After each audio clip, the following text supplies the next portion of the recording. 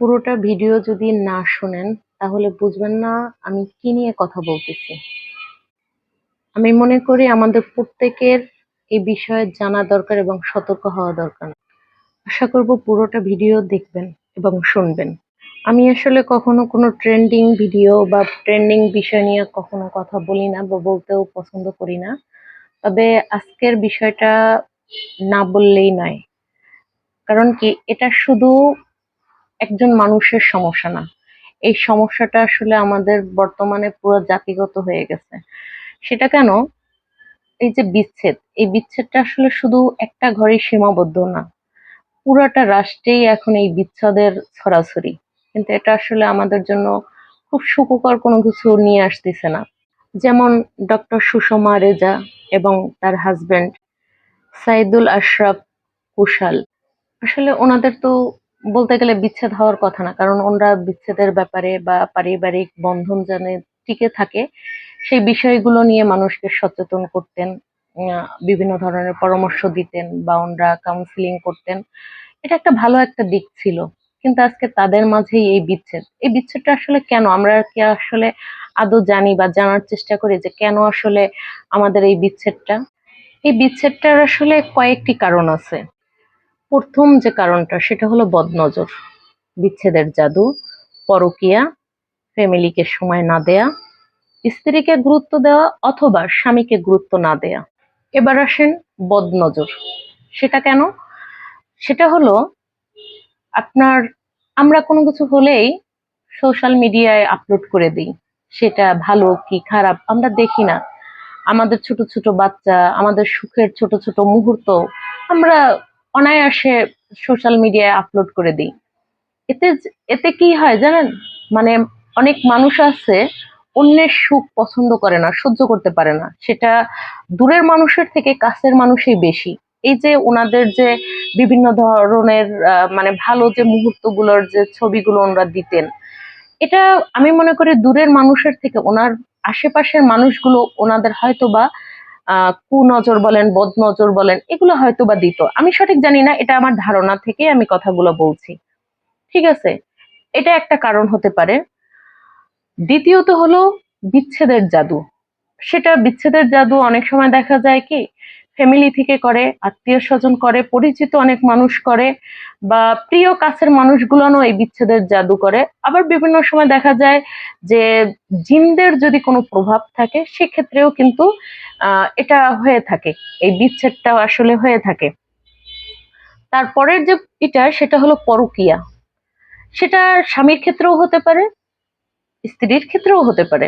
কারণ পরকীয়া এমন একটা জিনিস, সেটা আসলে কখন কার দ্বারা হবে এটা কেউ বলতে পারে না। এটাও শয়তানের একটা অস্ত্র। তা এটার কারণেও আসলে মানুষের বিচ্ছেদ হয়ে থাকে।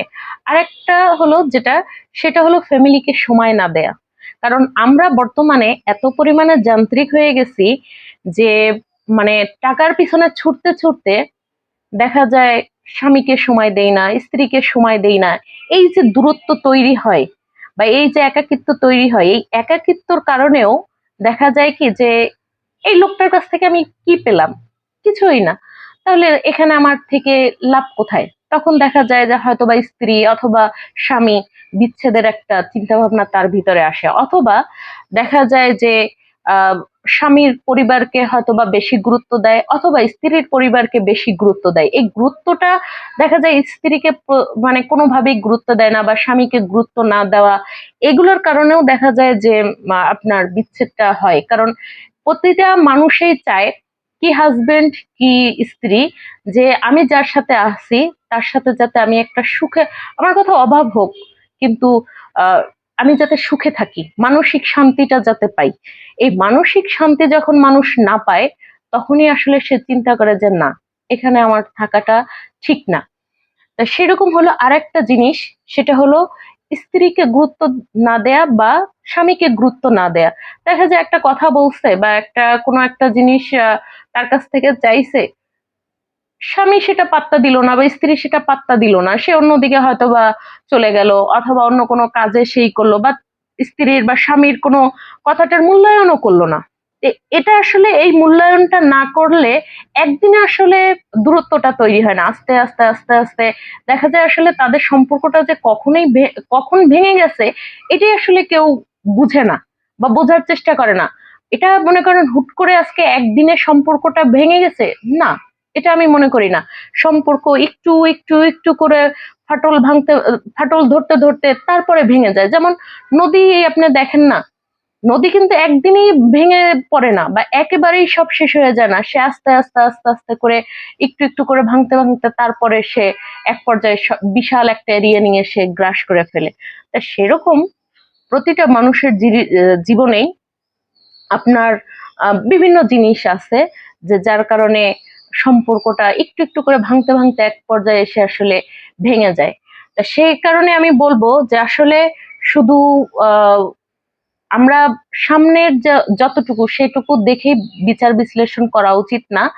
কয়েকটা জিনিস এখানে থাকতে পারে, কয়েকটা জিনিস, সেটা বললাম তো, বদনজর, বিচ্ছেদের জাদু, পরকীয়া, ফ্যামিলিকে সময় না দেওয়া, স্ত্রীকে গুরুত্ব না দেওয়া বা স্বামীকে গুরুত্ব না দেওয়া, অথবা স্বামীর পরিবারকে বা স্ত্রীর পরিবারকে আলাদা আলাদা ভাবে বেশি গুরুত্ব দেয়, এগুলোর কারণেই মূলত বিচ্ছেদটা বেশি হয়। তা আমি বলবো যারা এই যে হুটহাট সোশ্যাল মিডিয়াতে মনে চাইলো আর আপলোড করে দিলেন, এটা আসলে আমি বলবো যে কইরেন না। কারণ মানুষের নজর সব থেকে খারাপ একটা জিনিস।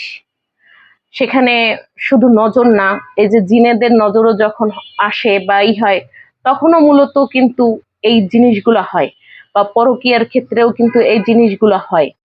পরিশেষে একটা কথাই বলবো যে সব দিকটা বিবেচনা করবেন। আমি যে কথাগুলো বলছি এটা হয়তো অনেকেই আলোচনা করছে বা আলোচনা করবে, তবে আশা করব যে এই দিকটা অবশ্যই আপনারা সচেতন থাকবেন।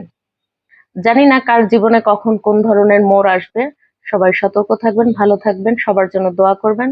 আসসালামু আলাইকুম।